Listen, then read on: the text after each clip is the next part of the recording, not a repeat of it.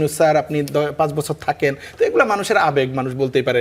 এইটা আমার মনে হয় না কোনো দায়িত্বশীল জায়গা থেকে কেউ বলেছে, বা আমি অন্তত জানি না। বিএনপির পক্ষ থেকে দাবি ছিল যে আসিফ মাহমুদ এবং মাহফুজ বা ছাত্রদের প্রতিনিধি হিসেবে যারা ছিল তারা থাকলে সরকারের নিরপেক্ষতা ক্ষুণ্ণ হবে, যেহেতু তাদের একটা পার্টির প্রতি এফিলিয়েশন বা সহমর্মিতা আছে। তো তারা কিন্তু পদত্যাগ করেছে নির্বাচনের আগে, যাতে নির্বাচন প্রশ্নবিদ্ধ না হয়।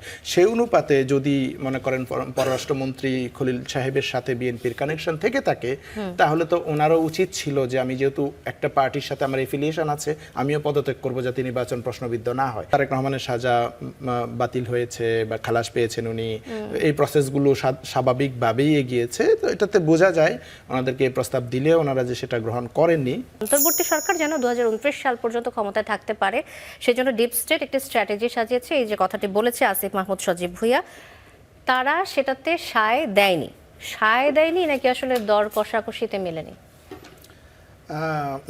এটা তো খুব কঠিন প্রশ্ন এবং সিক্রেট ব্যাপার, যেটা এর আগে তো আমরা এ ধরনের কোনো কথা নিয়ে আলাপ আলোচনা দেখিনি। উনি যেটা বলেছেন যে ওনাদেরকে ডিপ স্টেট থেকে এ ধরনের প্রস্তাবনা দেয়া হয়েছে, কিন্তু ওনারা সেটা ফলো করেননি। ওনারা ওনাদের মতো করে, যেমন উনি যেই প্রস্তাবনার মধ্যে উনি যে কথাগুলো বলেছিলেন যে ওনাদেরকে বলা হয়েছে যে বিএনপি নেতাদের বিভিন্ন রায়গুলো আটকিয়ে দেয়া, তারেক রহমান সাহেবের রায় দীর্ঘায়িত করা, এভাবে প্রসেস করে নির্বাচন দীর্ঘায়িত করা,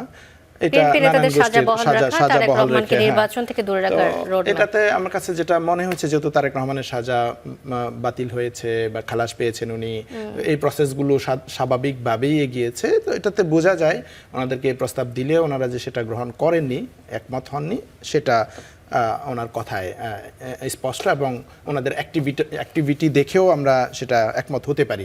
যদি ওনারা সেই প্রস্তাবে রাজি হতেন তাহলে নিশ্চয়ই তারেক রহমান খালাস পেতেন না।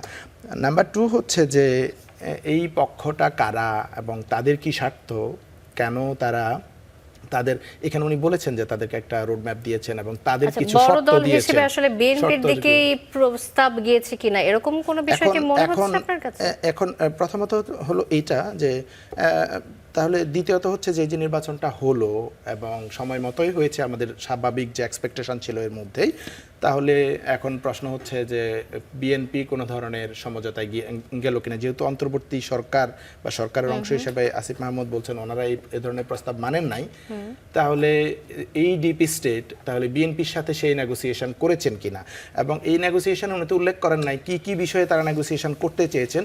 এখানে অনেকেই মনে করেন যে কারো বিশেষ কারো বিচার যেন না হয়, এ ধরনের সমঝোতার প্রস্তাব এসেছে, বা নানান কিছু, যে আপনাদেরকে ক্ষমতা দিব আমাদের বিচার করবেন না। তো এ ধরনের সমঝোতা বিএনপির সাথে হয়েছে কিনা আমি জানি না, বিএনপি ভালো বলতে পারবে। তো এখানে একটা প্রশ্ন সজীব মাহমুদ ভুঁইয়া বলেছেন, আসিফ মাহমুদ ভুঁইয়া বলেছেন যে অন্তর্বর্তীকালীন সরকারের দুজন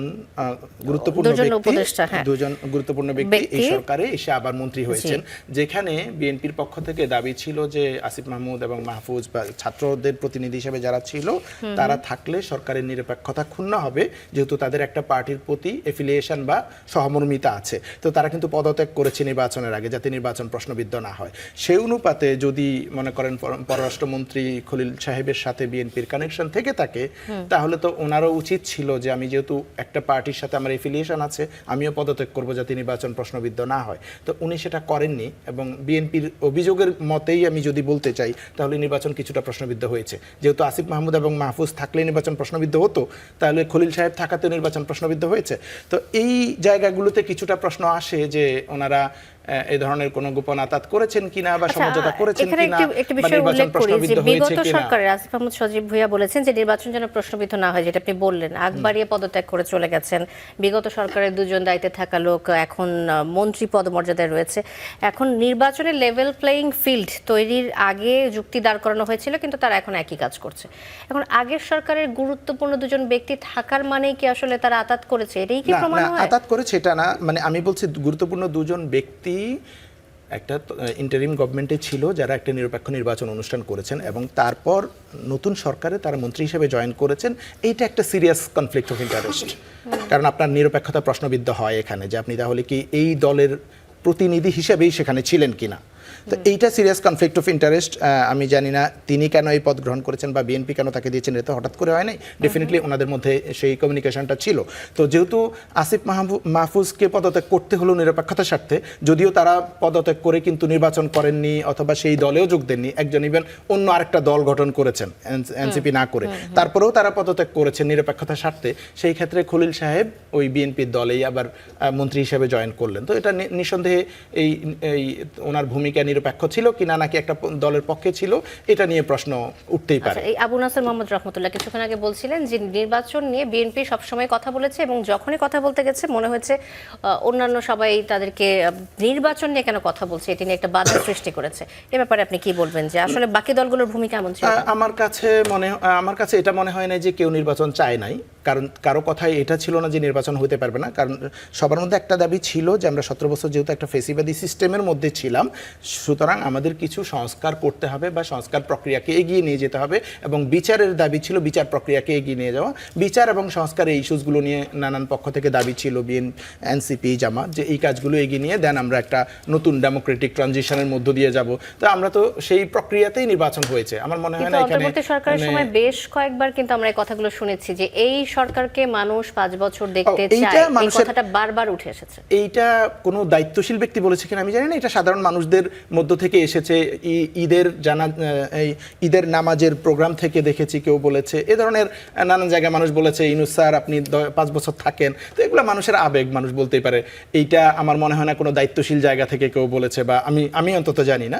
তো এইটাকে আমি স্ট্রং কোনো রেফারেন্স হিসেবে মনে করি না। কিন্তু ডক্টর ইউনূস শুরু থেকেই নির্বাচনের ব্যাপারে ওনার কমিটমেন্ট ছিল। উনি বলছেন উনি একটা নির্বাচন দিবেন এবং পরবর্তীতে একটা টাইম লাইনও শেয়ার করেছেন, সেই অনুপাতে উনি নির্বাচন করেছেন। তো আমার মনে হয় না এটা সংস্কার বিচার নির্বাচন এমন পরিকল্পনা ছিল, কিন্তু জামাত এনসিপির কথাতে সংস্কার এবং বিচারের কিছু কাজ পারবে না, এগুলো শেষ হওয়ার আগে এটা বারবার কিন্তু কথা এটা নিয়ে নেগোসিয়েশন ছিল বিচার এবং সংস্কারের ব্যাপারে। কারণ এখানে কিছু ধরনের অনেক সময় একটা সন্দেহ থাকে যে যদি ইন্টারিম গভর্নমেন্ট চলে যায় বিচার এবং সংস্কার সঠিকভাবে হবে কিনা, তো তাদের মাধ্যমেই কাজটা কিছুটা এগিয়ে নিয়ে যাওয়া দরকার, এবং সেই অনুপাতেই তারা এগ্রি করেছে। পরবর্তীতে বিএনপি জামাত এনসিপি তো এগ্রি করেছে এবং নির্বাচন হয়েছে। এবং তাদের যে সন্দেহগুলো ছিল সংস্কার এবং বিচারের ক্ষেত্রে, এখন যেমন বিএনপি সংস্কারের কিছু কিছু প্রশ্নে নানান টালবাহনা করছে, তো তাদের ওই আশঙ্কার জায়গাটা তো আসলে একেবারে অমূলক ছিল না।